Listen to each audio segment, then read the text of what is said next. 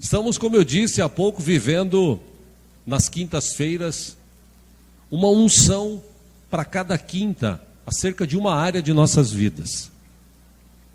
E não adianta nada a gente falar aqui, vamos derramar o óleo, trazer uma unção sobre a tua vida, se você e eu não entendermos o que representa isso.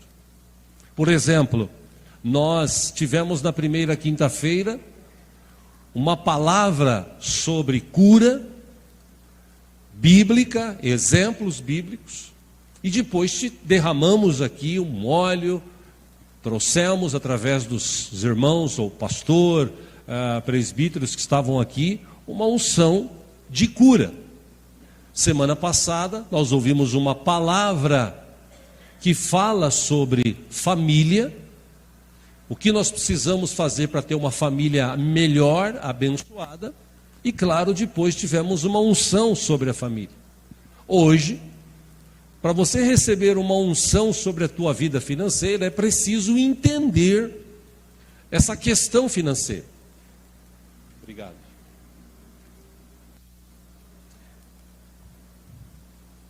Essa questão financeira, existe hoje muita, mas muita controvérsia, tanto nas igrejas, como principalmente esses pregadores de internet. Existem pregadores hoje, eu já vi exemplos, que eles dizem que o dízimo não é bíblico. Outros que já foram pastores, já foram líderes de grandes igrejas, que pregaram e ensinaram bastante sobre este tema, por alguma razão acabaram se afastando dessas igrejas e hoje na internet eles vivem atacando as igrejas que praticam isso. Ou seja, é um assunto muito controverso, muito discutido hoje.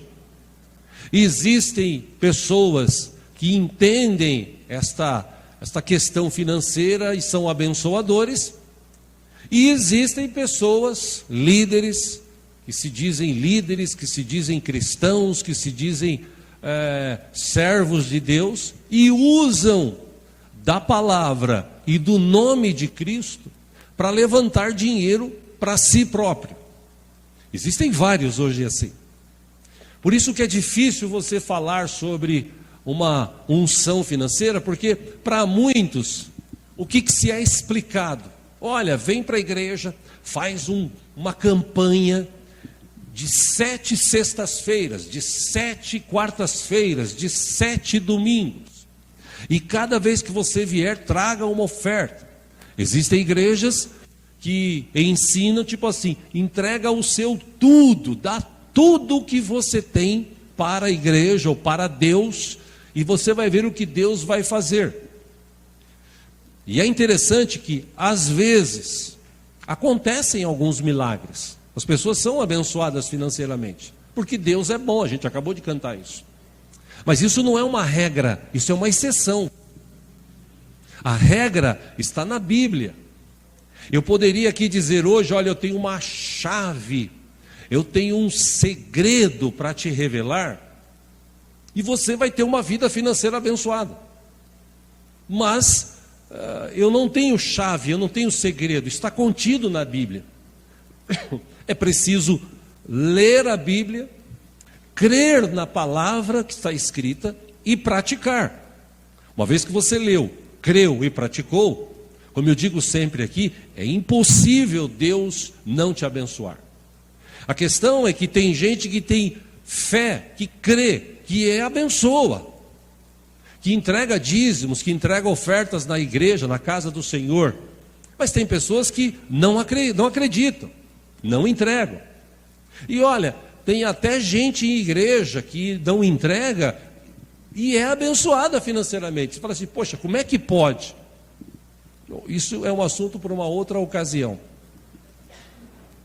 A verdade bíblica, e eu quero falar sobre a Bíblia, eu quero citar para os irmãos aqui textos bíblicos que se você ler, como eu vou ler com vocês, que venha a capacidade de Deus para você entender.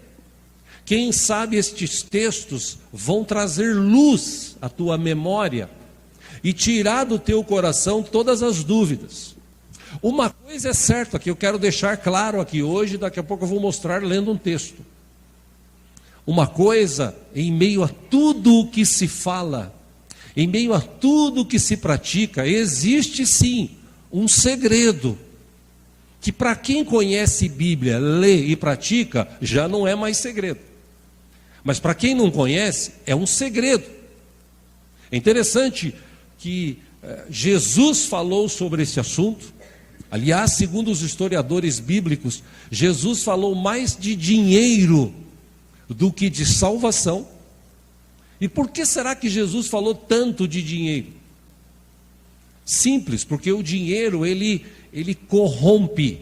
O dinheiro ele afasta as pessoas de Deus. Basta as pessoas ficarem ricas e elas se afastam de Deus.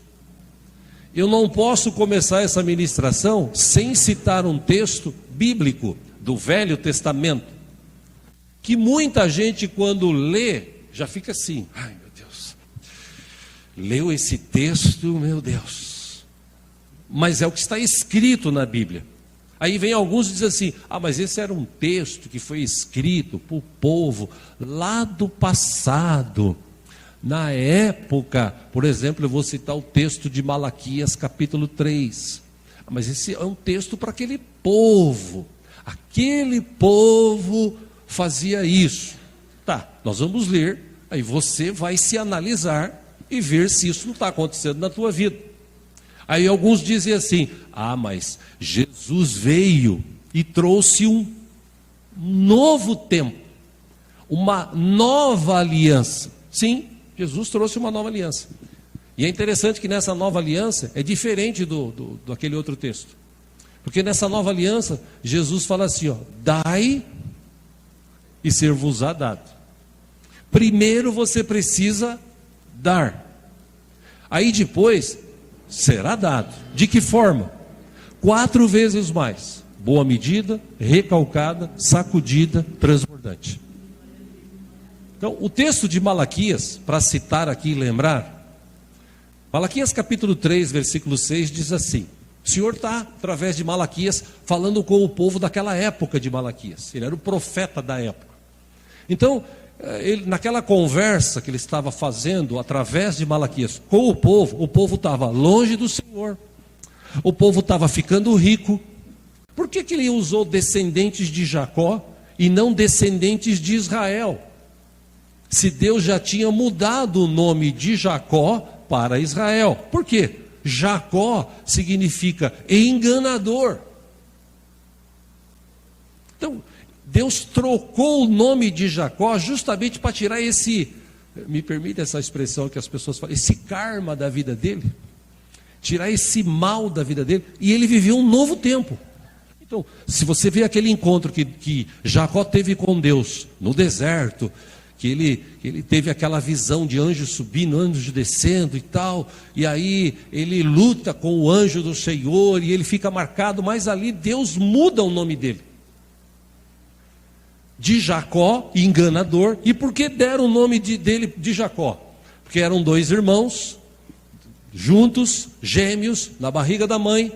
Aí Esaú estava para sair, Jacó quis sair primeiro, no fim saiu Esaú e Jacó saiu segurando no calcanhar do irmão.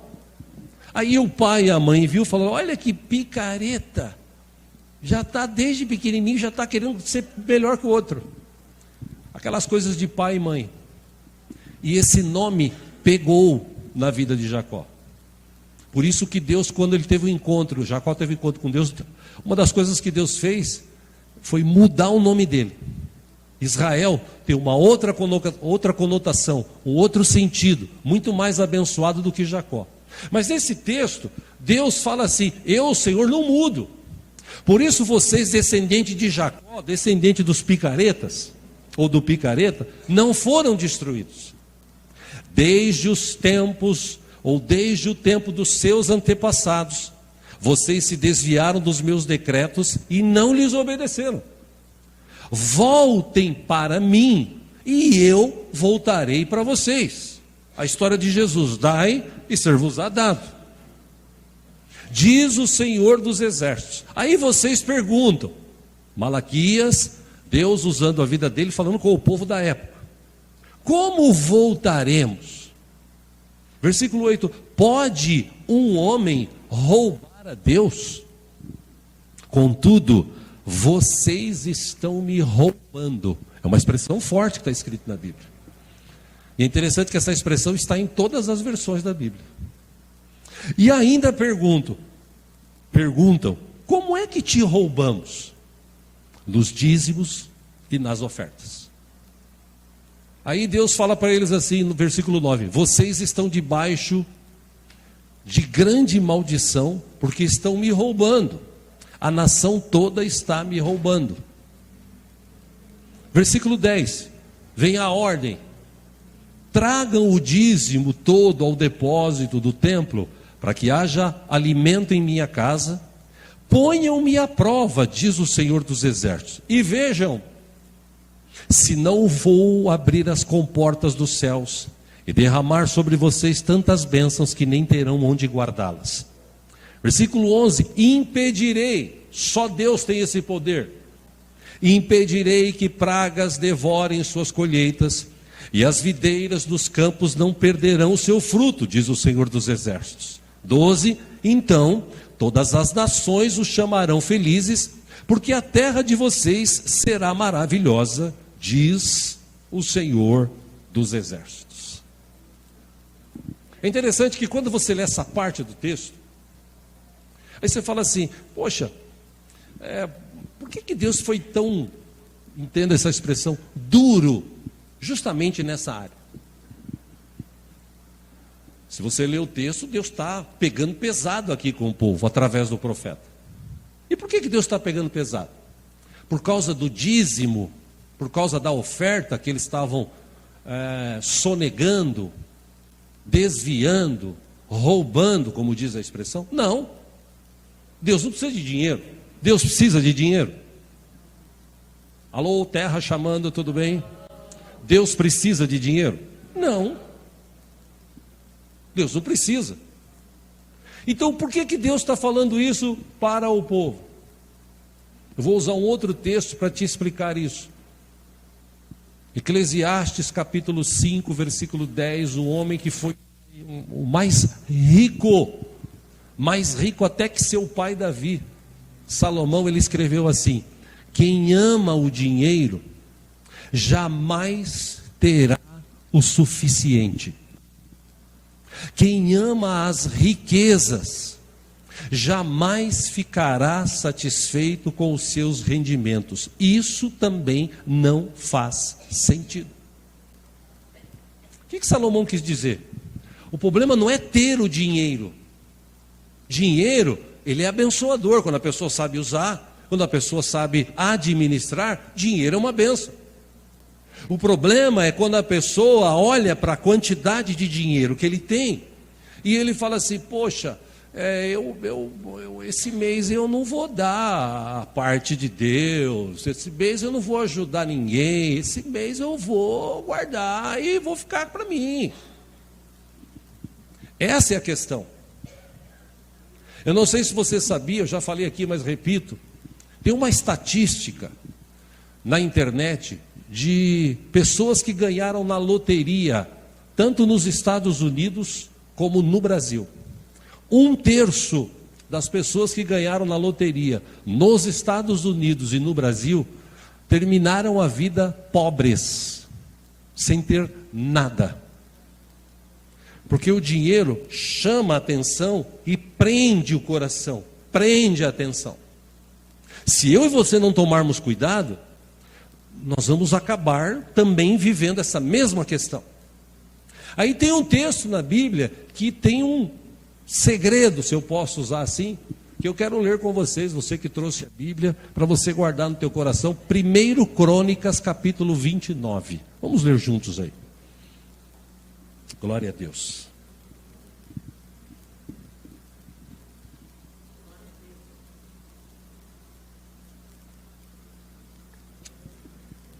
Glória a Deus. 1 Crônicas, capítulo 29.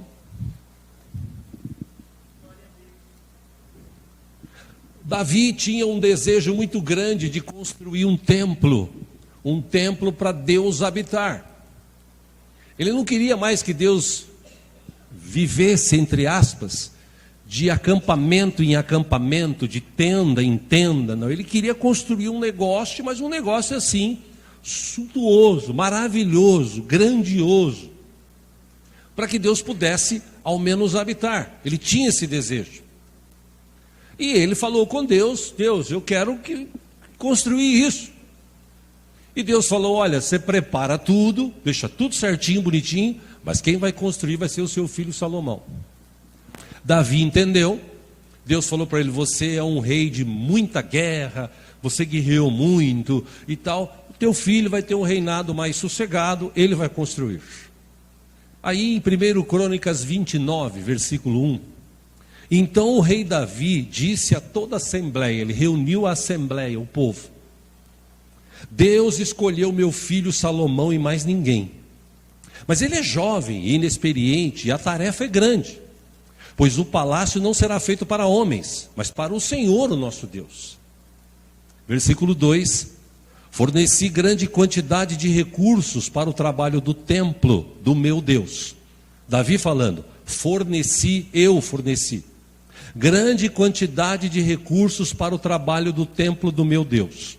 O que ele deu? Ouro, prata, bronze, ferro, madeira, bem como ônix para os engastes, e ainda turquesas, pedras de várias cores, e todo tipo de pedras preciosas e mármore.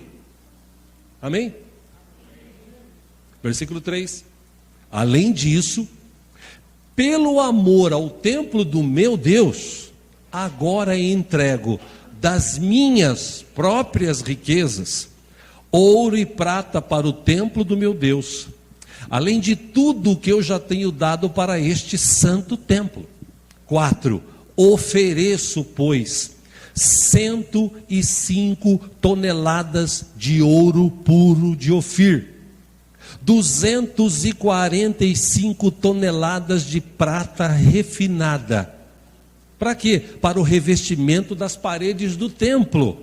5: para o trabalho em ouro e em prata, e para todo o trabalho dos artesãos. Agora, quem hoje está disposto a ofertar dádivas ao Senhor?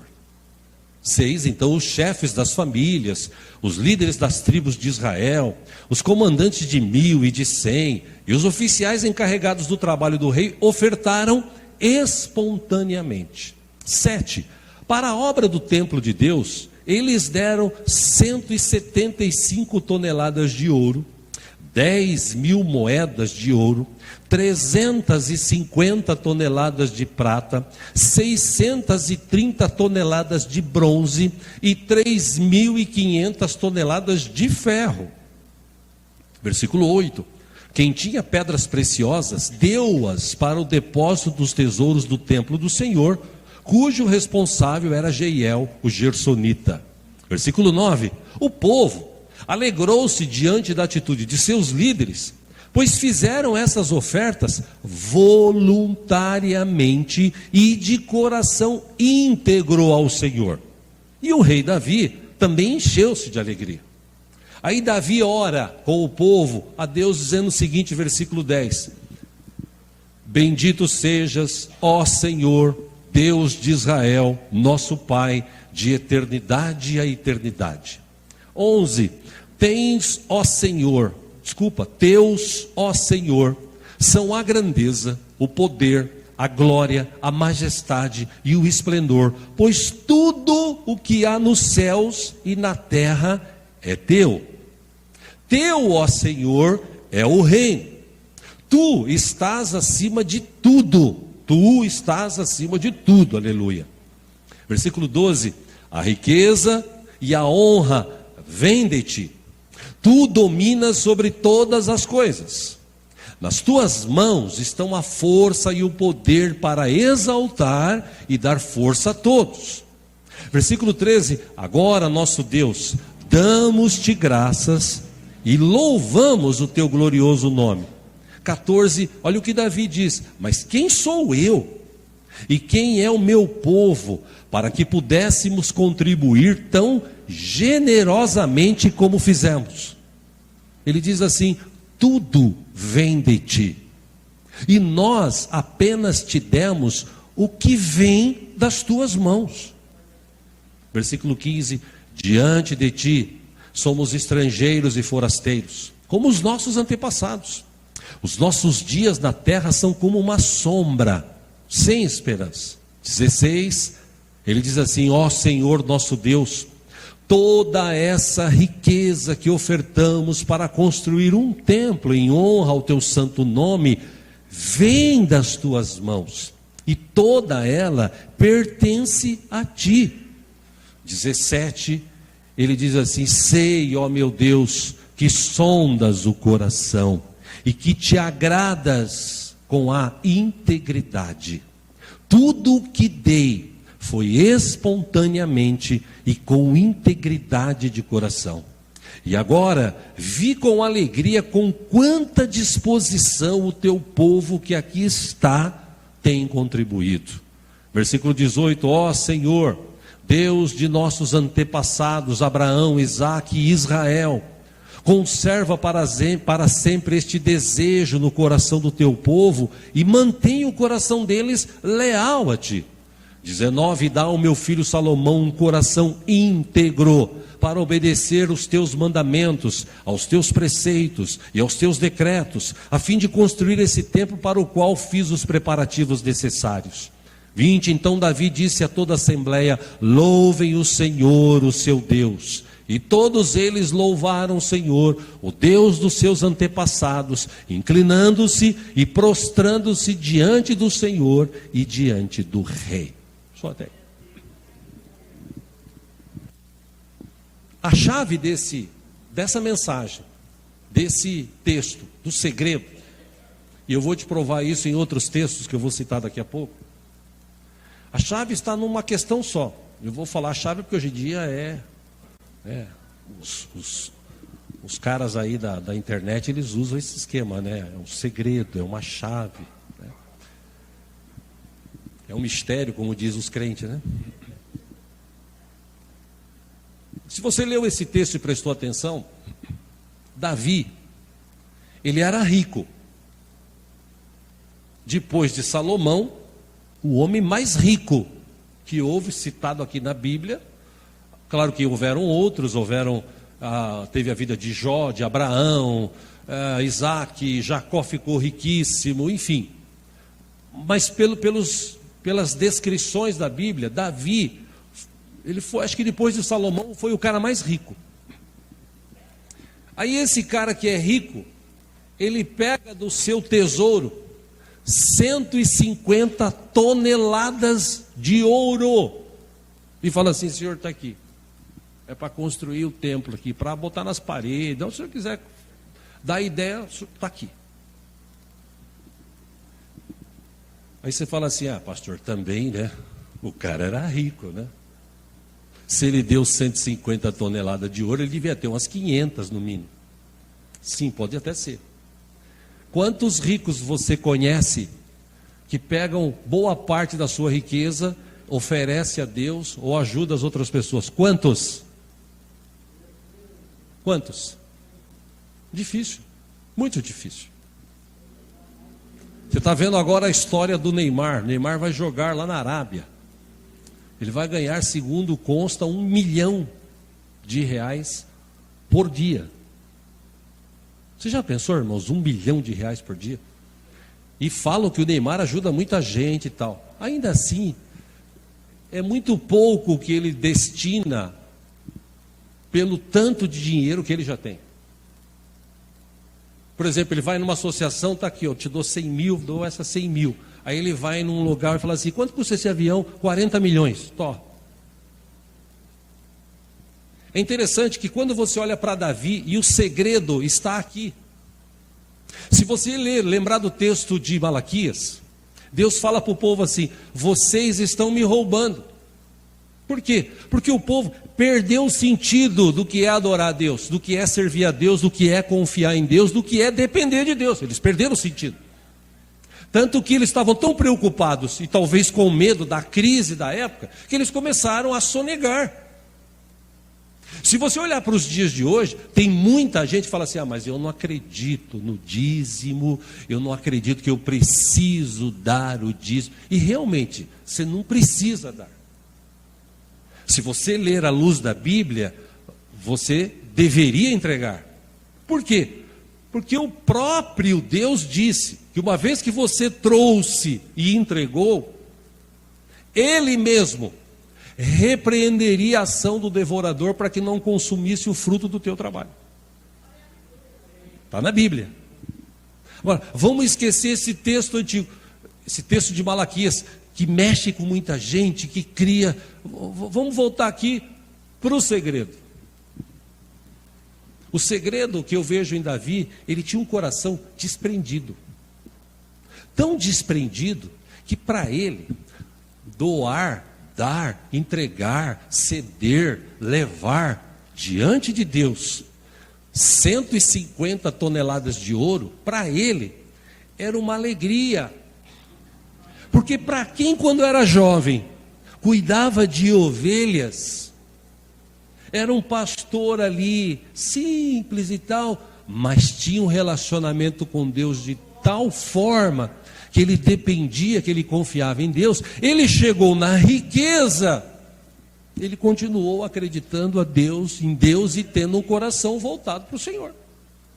O segredo é não se prender ao dinheiro, porque o dinheiro, meus irmãos, ele prende, ele cega, ele leva as pessoas para longe de Deus. O dinheiro, chega um determinado momento da vida das pessoas, que ele determina com quem você vai se relacionar, o que você vai comprar, com o que você vai gastar. Tem gente que nunca teve dinheiro e quando tem, ele gasta. Por quê? Porque o dinheiro fascina. E Jesus falou, quero usar as palavras de Jesus para te mostrar este segredo, em outras palavras, no texto de Mateus capítulo 6, acompanhem aqui, versículo 19. Jesus disse assim: não acumulem para vocês tesouros na terra, onde a traça e a ferrugem destroem, e onde os ladrões arrombam e furtam. Pô, Jesus queria que todo mundo vivesse como pobre, miserável? Não. O que Jesus está dizendo aqui? Para você não colocar o teu coração nessas riquezas. O problema não é juntar riqueza, o problema é colocar o coração, a mente nelas. Versículo 20 ele diz assim: acumulem para vocês tesouros nos céus, onde a traça e a ferrugem não destroem, e onde os ladrões não arrombam nem furtam. Como é que eu acumulo tesouros nos céus, irmãos? Já parou para pensar nisso? Como é que eu acumulo tesouro nos céus? Orando, jejuando e tal. Mas nessa parte financeira, como é que eu acumulo tesouros nos céus? Sendo um abençoador. Dinheiro não é para você ficar que nem uma lagoa. Eu recebi, eu vou juntar, porque eu preciso, porque vai que, porque vem a crise, porque tal. Eu não estou falando também para você sair que nem o Silvio Santos. Quem quer dinheiro? Oi! Não, estou falando para você juntar e saber administrar. Que foi o caso de Davi. O seu coração, apesar de ser riquíssimo, não estava preso àquilo.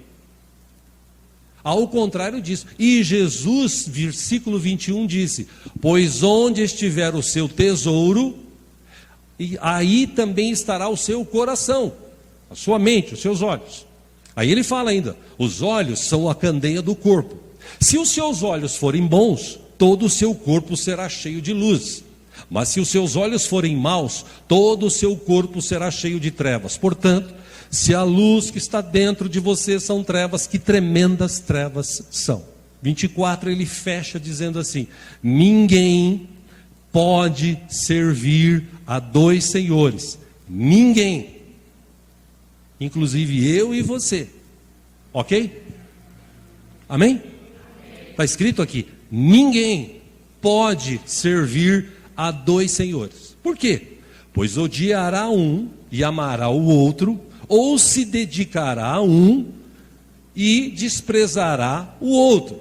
E ele encerra dizendo: vocês não podem servir a Deus e ao dinheiro. Vai chegar uma hora na minha e na tua vida, quando a gente tiver mais dinheiro, a gente vai ter que fazer uma escolha. Essa escolha aqui está bem definida na vida de Davi. Davi escolheu Deus. A riqueza que ele tinha era um detalhe. Detalhe. Mesmo porque ele passou isso para o seu filho Salomão, e Salomão escreveu sobre isso. Do que adianta ganhar tanto, acumular tanto, se você vai morrer, vai ficar tudo aí. Não tem caminhão de mudança para a eternidade. Não tem banco que você vai levar o dinheiro, o ouro para a eternidade. É aqui. Então, por que você acumula tanto? E é interessante isso, porque hoje à tarde, no finalzinho agora, começo da noite, antes de vir para cá, eu estava assistindo na televisão, lá no Discovery, aqueles caras, acumuladores de carros, nos Estados Unidos. Acumuladores. Aí chega uma dupla, tá, os dois caras chegam lá, tal, nós vamos fazer um carro para você. O cara tem lá 40 carros, tudo velho, caindo aos pedaços, faltando rodas e tal, arrebentados. Aí ele chega e fala, vou fazer uma proposta, escolhe um carro, vou fazer para você, o restante a gente vende, pega um pouquinho para nós e a gente monta um carro para você. Ah, tudo bem, uma boa ideia, vamos lá. E esse aqui? Não, esse aqui não, porque esse aqui... O carro caindo aos pedaços, gente, faltando roda. É que esse aqui foi do meu avô. Ah, é? Bom, tudo bem então vamos para outro aqui. Esse aqui então, vamos fazer. Esse também não, porque esse aqui foi do meu pai. Ah, tá bom. E agora, vamos nesse outro aqui, e esse aqui, vamos pegar esse aqui. Não, esse também, acumulador, ele ama carro velho, tranqueira. Como tem gente que junta tranqueira, você já viu isso? O coração dele fica preso naquilo, é isso que eu quero te dar esse exemplo. Da forma que Jesus está falando, o dinheiro, ele torna-se um Deus, e você torna-se escravo dele, você serve a ele. Por isso está cheio de gente que vai na igreja, está lá a campanha da bênção financeira. Vem, dá a sua oferta, dá o seu dízimo, dá o seu tudo, Deus vai te abençoar e tal. E o cara vai, se submete. Às vezes não queria nem estar ali, mas por causa das promessas, né? Ele vai, ele se submete e tal. Aí quando Deus começa a abençoar, porque Deus, né? Deus é bom, mas Deus também não é tonto. Eu esses dias ministrando para um irmão que tem esse desejo de ser um abençoador financeiramente, eu dizia para ele assim, tem um texto na Bíblia, está escrito assim, o povo saiu do Egito, e eles ficaram rodando pelo deserto, porque Deus queria conhecer o intento do coração deles. Aí eu falei para ele, você não acha ilógico esse texto? Ele falou, por quê? Eu falei, Deus sabe de tudo. Deus não sabe de tudo? Sim ou não, irmãos? Antes de eu falar, Deus já sabe o que eu vou falar. Ele sabe de tudo. Ué, então por que Deus deixou para conhecer? Não, vamos entender esse texto. Deus permitiu que aquele povo caminhasse no deserto para eles se conhecerem. Porque Deus já conhecia o coração de todos. Por que às vezes a pessoa que pede dinheiro, ai Deus, eu quero ser abençoado, porque se eu for abençoado, eu vou ajudar muita gente, eu vou arrebentar a boca do balão, Deus, basta o Senhor me encher de dinheiro, de riqueza, que eu vou fazer. Deus conhece o teu coração. E às vezes, alguns, Deus até permite. Quantos que eu conheci na minha vida de cristão? Pelo menos uns 4. Que enquanto eram ali, eu tinha uma vida simples. Iam na igreja, serviam a Deus, eram obreiros, pregadores, até o dia que começaram a ganhar dinheiro. Teve um até que ganhou tanto dinheiro que ele falou assim, agora eu preciso fazer um plano de saúde que tenha um helicóptero à disposição. Porque se eu passar mal, eu mando ligar para o helicóptero vir me buscar para eu ir para o hospital. Olha que ponto chega a loucura na cabeça de alguém que ganha muito dinheiro. E o interessante é que Jesus, em Lucas capítulo 16, acompanha aqui versículo 10, Jesus disse assim, quem é fiel no pouco, também é fiel no muito. E quem é desonesto no pouco, também é desonesto no muito. Assim, Jesus está tratando com fariseus, aqueles caras que queriam pegá-lo e tal. Jesus estava tratando, nesse texto específico, Jesus está tratando, porque ele começa esse texto, Jesus para na frente do gasofilácio e fica olhando as pessoas trazer dinheiro. E passa, e passa, até que vem uma mulher, coloca umas moedinhas, Jesus chama os discípulos e fala assim, ó, essa daí, ó, ela deu tudo o que tinha. Essa realmente amou a obra de Deus e amou a Deus. Que o resto deu do que estava sobrando. Aí ele começa a falar isso, porque os fariseus, eles estavam interessados em dinheiro. Já naquela época, tinha líderes de igreja que o negócio deles era dinheiro. Assim, se vocês não forem dignos de confiança em lidar com as riquezas deste mundo ímpio, quem lhes confiará as verdadeiras riquezas? E se vocês não forem dignos de confiança em relação ao que é dos outros, quem lhes dará o que é de vocês? 13, nenhum servo pode servir a dois senhores, pois odiará um e amará o outro, ou se dedicará a um e desprezará o outro. Vocês não podem servir a Deus e ao dinheiro. Jesus repetiu isso. Aí no versículo 14 diz assim, os fariseus, que amavam o dinheiro, ouviam tudo isso e zombavam de Jesus. É a mesma coisa que você está na igreja, você fala assim, irmãos, eu vou te trazer um ensino sobre ofertas disso. Esse negócio de oferta, isso é papo furado. Isso aí, já fui em muito lugar, já sei como é que funciona. Isso é para encher o bolso do pastor. Olha lá, o pastor trocou de carro. Olha lá meu dízimo, onde está indo. Aqui ninguém falou isso, graças a Deus, né? Mas está cheio de lugar aí que as pessoas são assim. Por quê? Porque elas não entenderam o propósito da palavra de Deus. Deuteronômio capítulo 8, versículo 17, é um texto que eu gosto muito de citar aqui. Deus falando através de Moisés diz assim, não digam, pois, em seu coração, a minha capacidade e a força das minhas mãos ajuntaram para mim toda esta riqueza. Mas lembrem-se do Senhor, o seu Deus. Lembrem-se do Senhor, o seu Deus, pois é Ele que dá a vocês a capacidade de produzir riqueza, confirmando a aliança que jurou aos seus antepassados, conforme hoje se vê. Deus é que dá a capacidade. Ah não, mas eu fiz 3 faculdades. Eu conheço, já ouvi falar de gente que tem 4 faculdades, está passando necessidade. Esses dias um ex-apresentador de televisão, que ele tem um canal no YouTube, ele entrevistou um desses caras que ficam aqui por São Paulo. O cara era piloto de avião. Está morando embaixo da ponte. Quem dá a capacidade de produzir riqueza é Deus.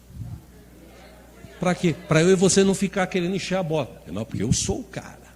Eu faço e aconteço. Vai nessa para você ver. O que eu estou querendo te mostrar aqui hoje, meus irmãos, é que tem gente que pede para Deus dar dinheiro, e Deus é tão bom, que Ele às vezes não dá.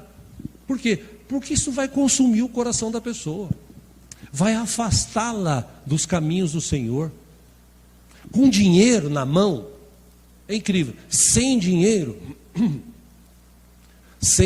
já estou encerrando aqui, sem dinheiro, a pessoa que é crente, ela fala assim, eu vou para a igreja hoje.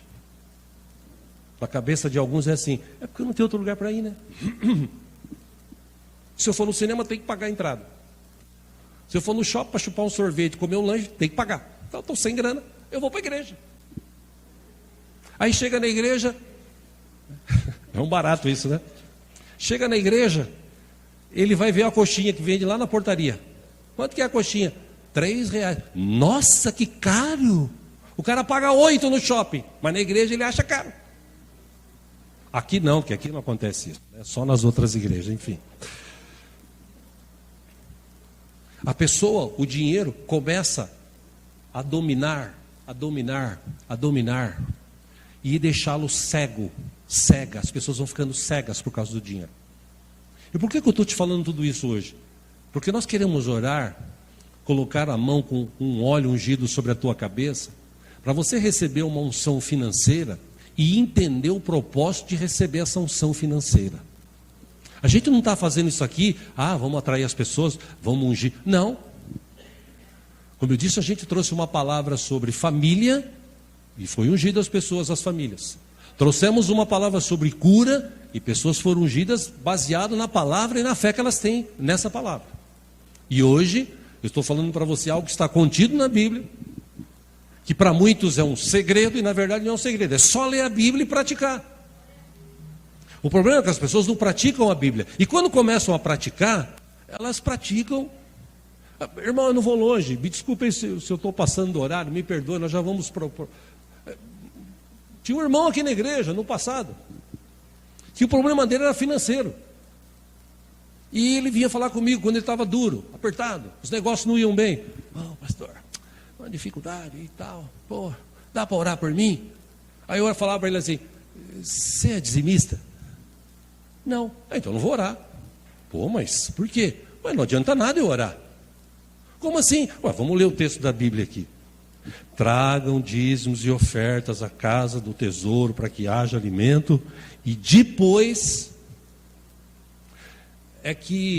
aí começa com né? Não, veja bem, que esse mês, falei, então, você já sabe, não sabe? Sei. Não, mas vamos fazer o seguinte, eu vou fazer um propósito.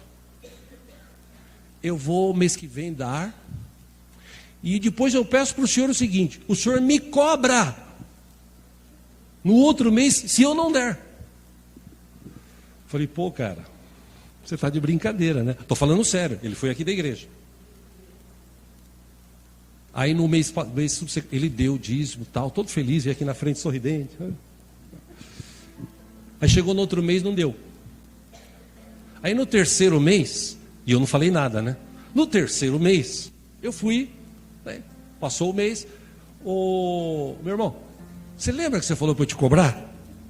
Ele coçou a cabeça assim, eu lembro. Eu lembro. Tá.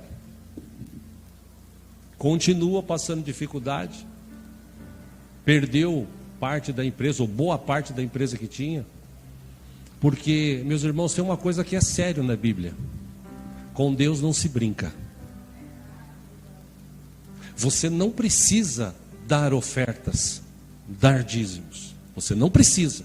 Aliás, você nem obrigado é.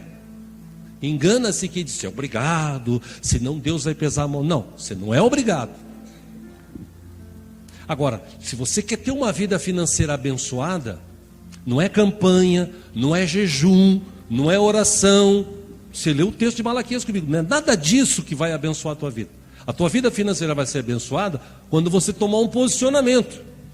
Igual você pede assim, Deus, eu quero ser rico. Deus fala assim, tá bom, filho, eu quero conhecer o intento do teu coração com essa riqueza. E Deus já sabe. Você pede 20 anos, Deus, 20 anos estou pensando em ser rico. Deus fala assim, porque eu conheço teu coração, filho. Se eu te der riqueza, assim, perna para quem te quer. Começa a ganhar dinheiro no domingo. Eu não sei se eu vou para o culto ou se eu vou para o shopping. Não é que o shopping, hoje, né? O ar-condicionado, a gente tem ar-condicionado aqui também, né? Mas no shopping, né? O shopping tem Wi-Fi grátis, né? Então eu vou para lá. Pastor, ganhar um pouquinho de dinheiro. Mas eu não posso, pastor? É lógico que você pode, irmão. Você pode fazer o que você quiser. A vida é tua. O que eu estou querendo te mostrar aqui, o segredo principal, é o que está descrito aqui na palavra. Não coloque o teu coração no que você tem. Não coloque a tua mente, o teu coração no que você tem. O que você tem foi Deus que te deu. Deus que permitiu que você tivesse um carro bom, uma casa boa, um trabalho bom, sabedoria e inteligência para trabalhar, para criar alguma. Deus que te deu. Não é que você é o bonzão que faz, não, Deus que te deu. Salmo 37:16 diz assim: melhor é o pouco do justo do que a riqueza de muitos ímpios. Hebreus 13:5, o texto diz assim: conservem-se livres do amor ao dinheiro. Em Timóteo, Paulo escrevendo a Timóteo diz assim: o amor ao dinheiro é a raiz de todos os males. Por que os caras roubam? Por que os caras sequestram? Por que os caras desviam dinheiro? Porque eles têm amor ao dinheiro. Aquilo deixou ele cego. Ele olha dinheiro e fala: dinheiro, dinheiro, dinheiro, dinheiro. Ai, dinheiro. Aí o dinheiro fala para ele assim: agora você rouba dali. Ai, eu vou roubar. É porque eu quero mais. Ai, eu vou desviar dali. E dinheiro, e dinheiro, e dinheiro. E as pessoas estão precisando que se dane. Eu quero dinheiro, eu quero dinheiro. Mas você podia ajudar. Não, o outro que ajude. O governo que ajude. A igreja que ajude. Conservem-se livres do amor ao dinheiro e contentem-se com o que vocês têm, porque Deus mesmo disse: nunca o deixarei, nunca o abandonarei. Então, eu te mostrei aqui, se você entendeu, caminhos, textos. Eu não tenho mais tempo, eu podia falar aqui mais uma meia hora que eu tenho coisa para falar, mas fica para uma outra ocasião. Mas o que eu quero te mostrar aqui é esse, se eu posso assim dizer, segredo. Davi era trilionário, mas ele não estava nem aí em pegar 150 toneladas de ouro. Você já imaginou quanto que é 150 toneladas de ouro? É muito ouro, fora a prata, fora as outras coisas que ele deu, da sua riqueza pessoal. Então, o que eu aprendo? Davi, como Jesus disse, quem era o Deus da vida dele? O Deus vivo e poderoso. Porque o dinheiro não levou Davi a ficar assim: ai meu Deus, eu vou pegar esse povo, vou arrancar tudo que eles têm. Ao contrário disso.